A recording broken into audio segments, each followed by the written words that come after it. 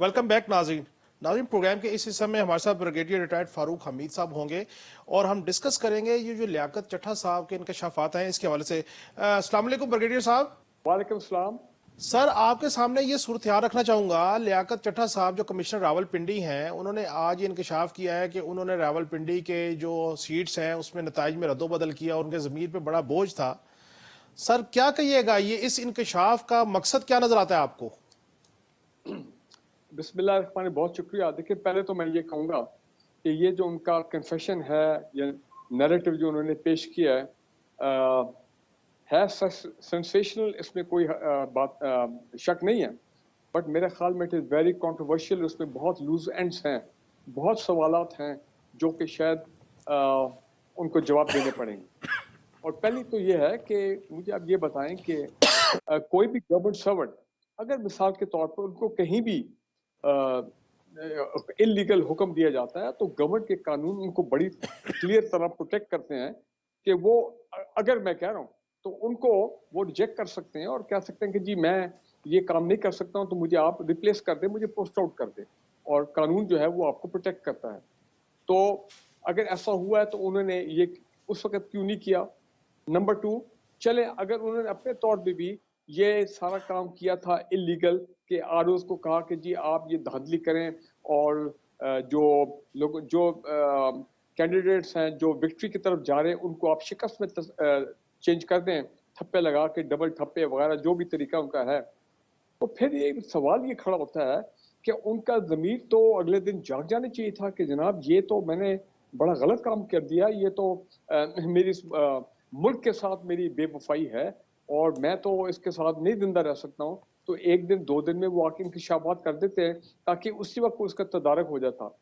उन्होंने लेकिन ब्रिगेडियर साहब, 10 नहीं सुने, गुजारिश मेरी बात सुने।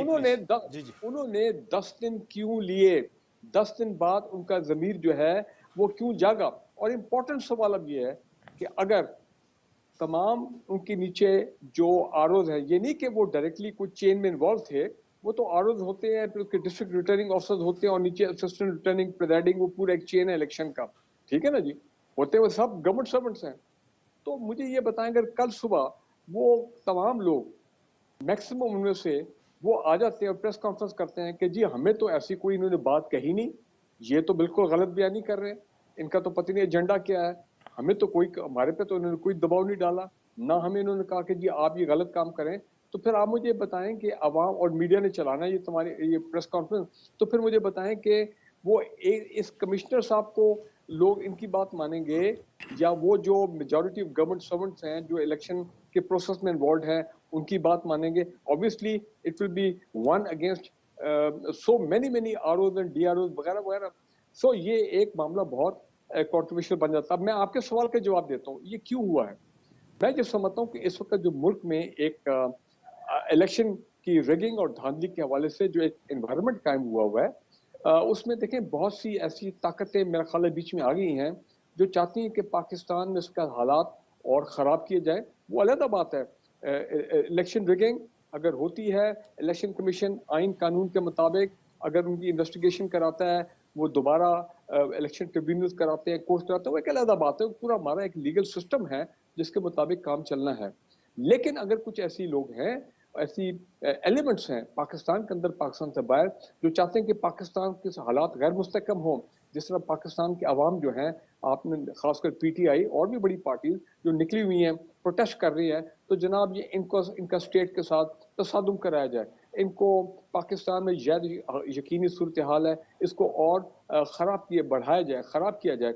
इंडिया से आप देखें, मैं उनके चैनल देख रहा हूँ, वो तो खुल्लम खुल्ला कह रहे कि बज्जी पाकिस्तान अल्लाह करे कि जी पाकिस्तान तो बस खत्म हुआ जी, यहाँ तो ये हो गया तो वो हो गया, ये होने वाला है। साहब, जी, सर तो मेरा इसमें ये भी गुजारिश आई ओनली प्रे, ये मेरा जुमला सुन ले, आई ओनली प्रे कि लियाकत चट्टा साहब is not a part of that conspiracy to destabilize Pakistan.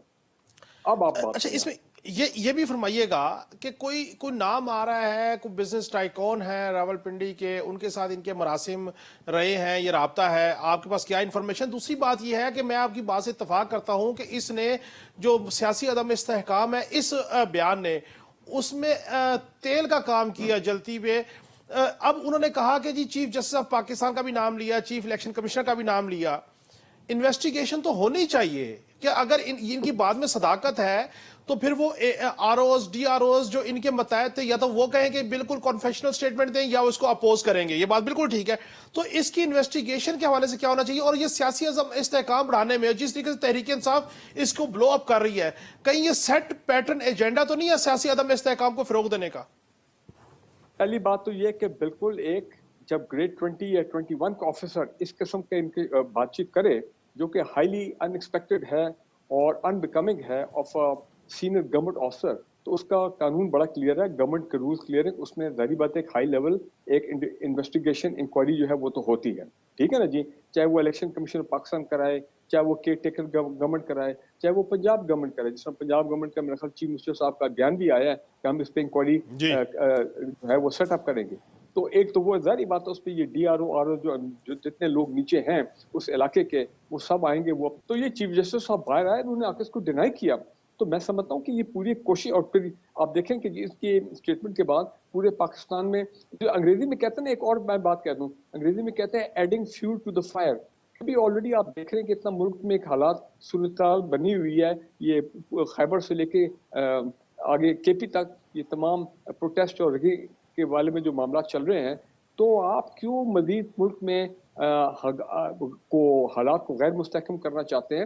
تو اس میں ضرور یہ انویسٹیگیٹ ہونا چاہیے اینگل. اب آپ نے کہا کہ وہ ایک بزنس ٹیکنیک کے ساتھ ان کے, وہ میں نے بھی پڑھا ہے, اب یہ اللہ بہتر جانتا ہے, وہ تو یہی بتائیں گے انویسٹیگیٹ کرنے والے ان کا کس سے رابطہ ہے, کس سے کن لوگوں نے ان کے جو نہیں بڑی امپورٹنٹ بات, ان کے جو موبائل ہیں وہ بھی انویسٹیگیٹ ہوں گے کہ ان کو کون کون لوگ کالنگ کرتے رہے ہیں, کن لوگوں کے ساتھ ان کا رابطہ تھا. دیکھیں جب ریاست انویسٹیگیٹ کرنے پہ آتی ہے نا, پھر ریاست یہ نہیں دیکھتی کہ آپ کون ہے اور میں کون ہوں, آپ گریڈ 20 ہے یہ گریڈ 22 ہے, پھر ریاست انویسٹیگیٹ کرتی ہے. سر صرف ٹائم کا تھوڑا سا ایشو ہے. مجھے اس پہ بھی ایک شارٹ کمنٹ درکار ہے کہ حکومت سازی ہونے جا رہی ہے اور تمام سیاسی جماعتیں ملک میں اسٹیبلٹی کے لیے کام کر رہے ہیں, لیکن تحریک انصاف جو ہے وہ روڈوں پہ نکلی ہوئی ہے, عدم استحکام کے حوالے سے ہے.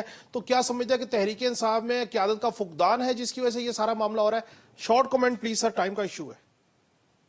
نہیں دیکھیں بات بڑی کلیئر ہے کہ یہ پاکستان میں پہلے بھی الیکشن دھاندلی کے خلاف موومنٹس چلتی رہی ہیں.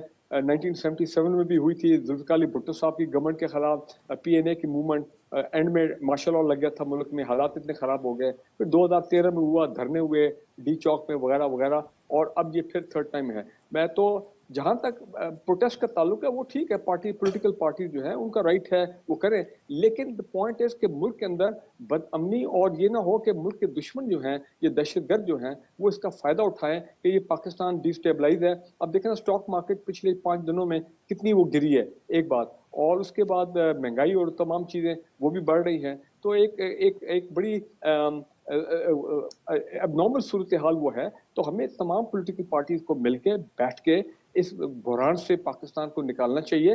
اور میرا خیال ہے جو اچھا طریقہ ہے وہ یہی ہے, جس کو کہتے ہیں نا کہ پاکستان کے نیشنل انٹرسٹ میں کہ بھئی پاکستان کا سوچے, ٹھیک ہے جائیں جہاں پہ فارم 45 کا مسئلہ اس کو ریزالو کریں, میں کہتا ہوں ریزالو ہونا چاہیے وہ بالکل, لیکن پاکستان کے انٹرسٹ کو ڈیمیج نہیں کرنا چاہیے.